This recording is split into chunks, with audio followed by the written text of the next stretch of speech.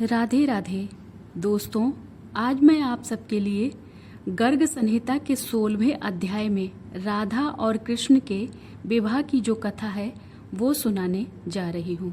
बोलिए राधा रानी की जय, कृष्ण कन्हैया लाल की जय।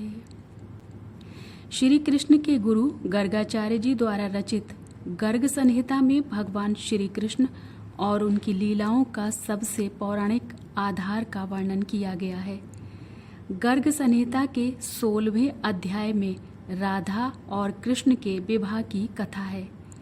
एक किंवदंती के अनुसार एक बार बाबा नंद नन्हे कृष्ण को गाय चराने के लिए भांडीर बन के जंगल में ले गए।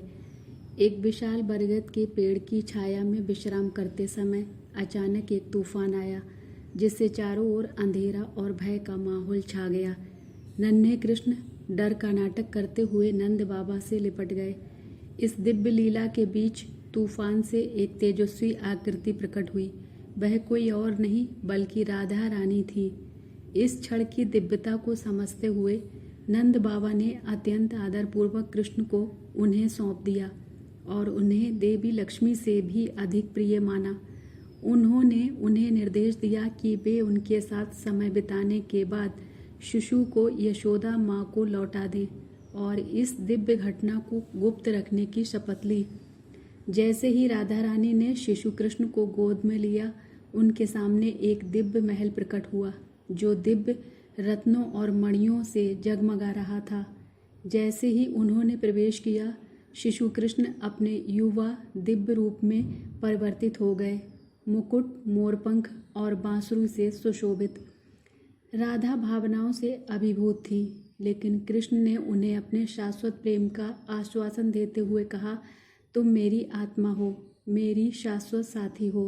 उनकी बातचीत भक्ति और लालसा से भरी हुई थी। उस दिव्य क्षण में भगवान ब्रह्मा अवतरित हुए और उन्होंने सम्मानपूर्वक उनका दिव्य विवाह संपन्न कराया। यह समारोह सरल किंतु भव्य था, जिसे गंधर्व विवाह कहा जाता था, जो बिना किसी अनुष्ठान के किंतु आत्मा और दिव्य साक्षी से परिपूर्ण था।